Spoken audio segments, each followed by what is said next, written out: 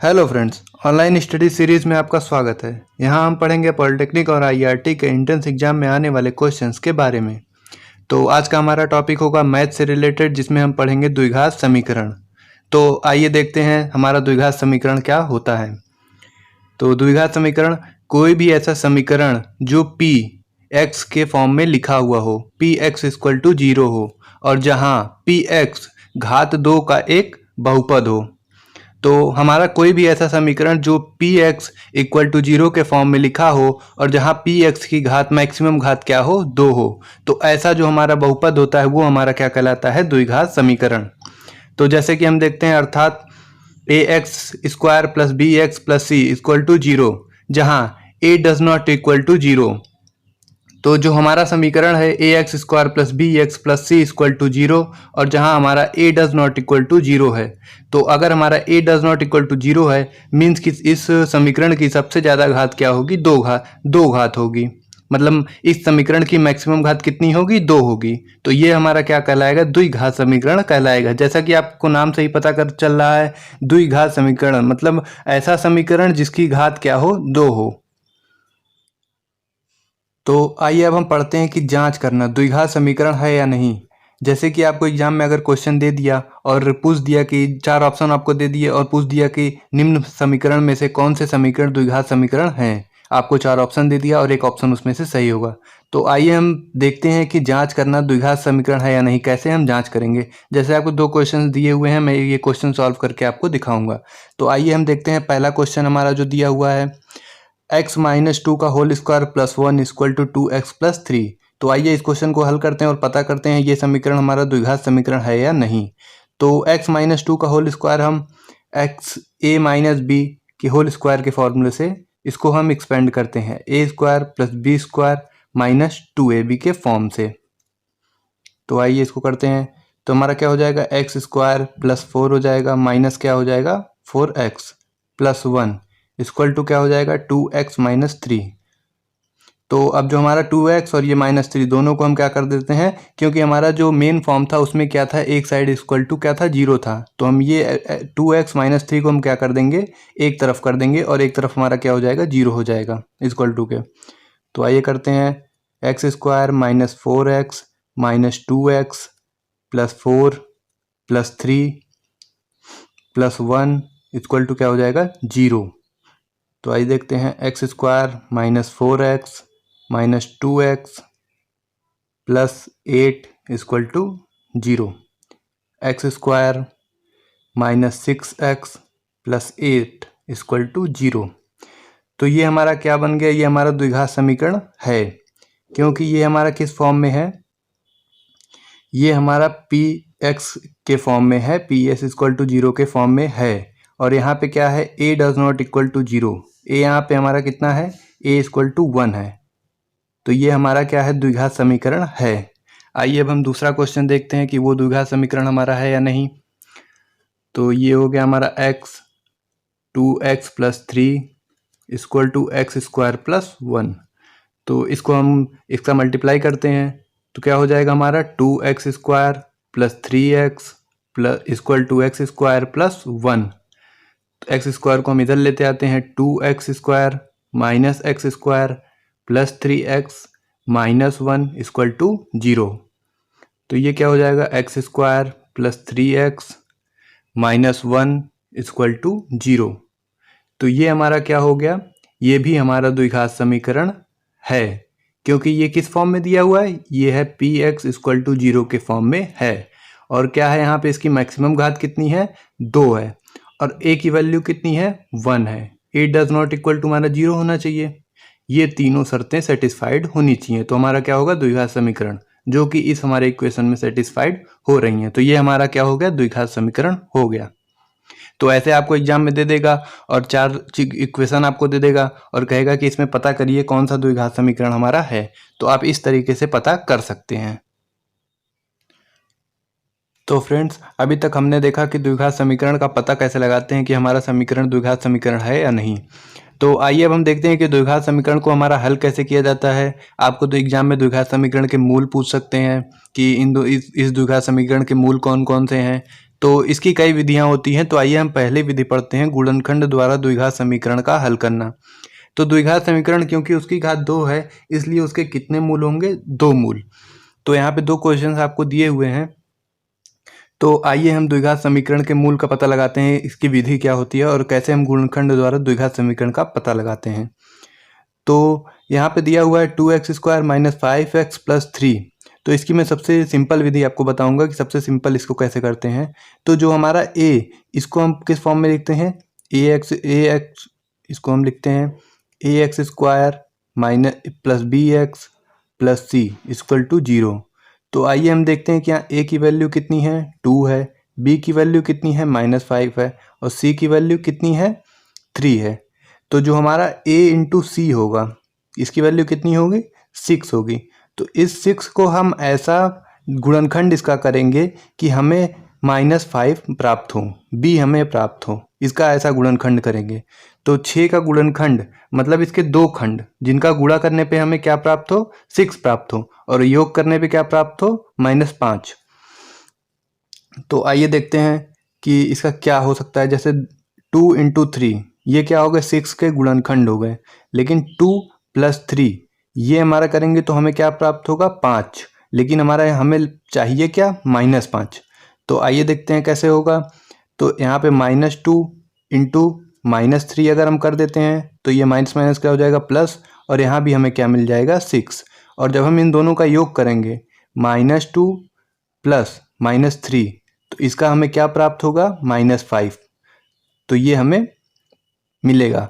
तो हमें क्या चाहिए? -5, और ये हमें क्या मिल गया? -5।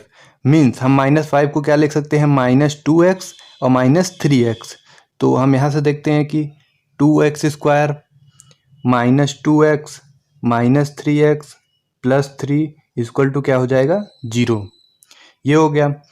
तो 2x² - 2x - 3x, ये हमारा क्या हो गया? -5x के खंड हो गए, और 3 + 3 = 0। तो आइए हम इनको कॉमन लेते हैं इसमें से। 2x, इन दोनों में से हम क्या कॉमन ले सकते हैं? 2x हमारा कॉमन हो जाएगा। तो जब हमारा 2x कॉमन हो जाएगा तो हमें बचेगा क्या? x - 1। और यहाँ से हम क्या कॉमन ले सकते हैं? यहाँ से हम क्या कॉमन ले सकते हैं? -3। और तो कुछ कॉमन है नहीं, तो यहाँ हमारा क्या बचेगा? x - 1 = 0। तो इन दोनों में से हम क्या कॉमन ले सकते हैं? x - 1। और जब हम x - 1 कॉमन ले लिए तो हमें क्या बचा? 2x - 3। ये क्या हो गए? 0। तो ये क्या हो गया? इसका गुणनखंड हो गया। हमारे इस समीकरण का ये क्या हो गया? गुणनखंड हो गया। तो अब हम वैल्यू निकालते हैं कि x की वैल्यू हमारी क्या क्या आएंगी। तो इन दोनों का गुणा जब 0 है, इन दोनों का मल्टीप्लाई करने पे हमें 0 प्राप्त हो रहा है। तो जब हम तो एक बार इसको 0 करेंगे, एक बार इसको, जैसे कि x - 1 = 0, ये भी हो सकता है, या तो हमारा 2x - 3 = 0 हो सकता है। तो इन दोनों कंडीशन के सेटिस्फाई करेंगे इस इक्वेशन को। तो x, यहाँ से हमारी x की वैल्यू क्या आ जाएगी? 1 आ जाएगी, और यहाँ से हमारी x की वैल्यू क्या आ जाएगी? 3/2 आ जाएगी। तो ये दोनों हमारे क्या हो गए? इस समीकरण के हल हो गए, मतलब x की वैल्यू हो गए, या इस समीकरण के मूल हो गए। तो हमारे इस इक्वेशन को हल करने को कहा जाए, या इसका मूल क्या प्राप्त करने को कहा जाए, तो इस विधि से हम प्राप्त कर सकते हैं, गुणनखंड विधि से। तो हम दूसरा क्वेश्चन देखते हैं कि दूसरा क्वेश्चन हमारा कैसे होगा। तो जब हम इस अपने इक्वेशन को ax² + bx + c = 0 से कंपेयर करेंगे, तो a = हमारा क्या हो जाएगा? 3 हो जाएगा, b = क्या हो जाएगा? -2√6 हो जाएगा, और c = क्या हो जाएगा? 2 हो जाएगा। तो a × c, इसकी वैल्यू कितनी है? यहाँ पे 6 है। तो हमारे b का मतलब -2√6 का ऐसा खंड करना है कि हमें कितना मिले? 6 मिले। तो इसका खंड करते हैं, 2 खंड जिनका गुणा करने पे हमें 6 चाहिए। तो इनके क्या खंड हो सकते हैं? √6 × √6। तो इसका जब हम गुणा करेंगे तो हमें क्या मिलेगा? 6। लेकिन ये माइनस में तो है नहीं, हमें इनका जब योग करेंगे तो हमें क्या मिलना चाहिए? -2 √6। तो ये √6, ये √6 जब ऐड होंगे तो क्या मिलेगा? 2 √6। लेकिन हमको चाहिए क्या? -2 √6। तो हम यहाँ भी, अगर हम यहाँ भी माइनस लगा दें और यहाँ भी माइनस लगा दें, तो हमारे इस इक्वेशन पे कोई फर्क नहीं पड़ेगा, क्योंकि माइनस माइनस मल्टीप्लाई होके प्लस हो जाएगा। और हमें मिल क्या जाएगा यहाँ पे? अगर हम इन दोनों को ऐड करेंगे तो -√6 प्लस माइनस अंडर रूट 6। जब हम इन दोनों को ऐड करेंगे तो हमें क्या मिल जाएगा, -2 अंडर रूट 6। तो आइए हम अपने समीकरण का खंड करते हैं। 3x² -2 under root 6x plus 2 equal to 0। तो इसका जो खंड हो जाएगा -√6 और -√6 हो जाएगा। तो ये हो गया +2 इक्वल टू 0। तो यहाँ से हम आइए कॉमन ले सकते हैं 3x।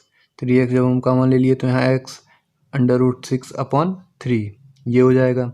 और यहाँ से हम कॉमन क्या ले लिए, यहाँ से -√6 कॉमन ले लिए, तो हमारा क्या बचा, x -2/√6 इक्वल टू 0।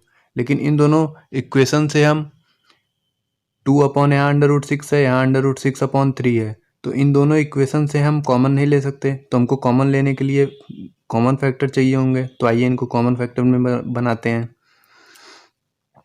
दिया हुआ है यहाँ पे, ये लिखा हुआ है √2 × 3। √6 को हम क्या लिख सकते हैं, √2 × √3। और हम 3 को क्या लिख सकते हैं, √3 × √3 माइनस √6। और यहाँ पे हम इसको क्या लिख सकते हैं, x -2 को हम क्या लिख सकते हैं, √2 × √2 अपॉन 6 को हम क्या लिख सकते हैं, 2 × √3। ये हमारा हो गया। तो आइए देखते हैं हम कि कुछ कैंसिल आउट हो रहा है। तो ये √3 से ये √3 कैंसिल हो रहा, और यहाँ √2 से √2 कैंसिल हो रहा। तो अब हम देखते हैं कि हमारा बचेगा क्या, x -√2/√3 यहाँ पे बच गया, -6 √6। यहाँ पे क्या बच गया, यहाँ पे x -√2/√3 यहाँ पे भी बच गया, यहाँ पे इक्वल टू 0। तो अब हम देख सकते हैं कि अब हमें कॉमन फैक्टर मिल चुका है। तो अब हम यहाँ से भी कॉमन ले सकते हैं। x -√2/√3 हमारा एक फैक्टर हो गया, और दूसरा फैक्टर क्या हो गया, 3x -√6 इक्वल टू 0। तो ये हमें क्या हो गया, हमारे दो फैक्टर, ये हमारे अब दो फैक्टर हमको मिल चुके हैं। तो आइए अब हम एक एक फैक्टर को 0 करके देखते हैं कि हमारी x की वैल्यू हमको क्या मिलेगी, जो कि हमको निकालना है। तो आइए हम देखते हैं यहाँ से, x -√2/√3 इक्वल टू 0। तो यहाँ से x की वैल्यू क्या आ गई, x इक्वल टू √2/√3। तो ये हमें x की वैल्यू यहाँ से मिल गई, पहली वैल्यू। आइए दूसरी वैल्यू निकालते हैं, 3x -√6 इक्वल टू 0। तो यहाँ से हम निकालते हैं x इक्वल टू √6/3, और यहाँ से क्या हो जाएगा, √6 को हम फिर से क्या लिख सकते हैं, √2 × √3, और 3 को क्या लिख सकते हैं, √3 × √3। तो ये √3 और √3 कैंसिल आउट हो गया, तो हमारा क्या बचा, -2 √3। तो जो हमारे x के दोनों हमको मूल मिले वो हमको क्या मिले, आइए यहाँ पे देखते हैं। जो हमारे x के दोनों हमको मूल मिले, x इक्वल टू -2/√3। तो जो हमको x के दोनों मूल मिले वो क्या मिले, √2/√3। तो ये क्या हो गया, x के दोनों मूल समान है, √2/√3। तो ये हमको क्या मिल गया, x के दोनों मूल मिल गए, मतलब x के दोनों मान मिल गए और समीकरण के हमारे क्या मिल गए, मूल मिल गए। तो नेक्स्ट वीडियो में मैं आपको द्विघात समीकरण हल करने की और विधि बताऊंगा। तो थैंक यू फ्रेंड्स, ये वीडियो देखने के लिए। हमारे चैनल को सब्सक्राइब जरूर करें, और ये आपकी कोई क्वेरी हो तो मुझे कमेंट करके जरूर बताएं, मैं नेक्स्ट वीडियो में आपको उसका आंसर दूंगा। Thank you friends for watching this video. Thank you.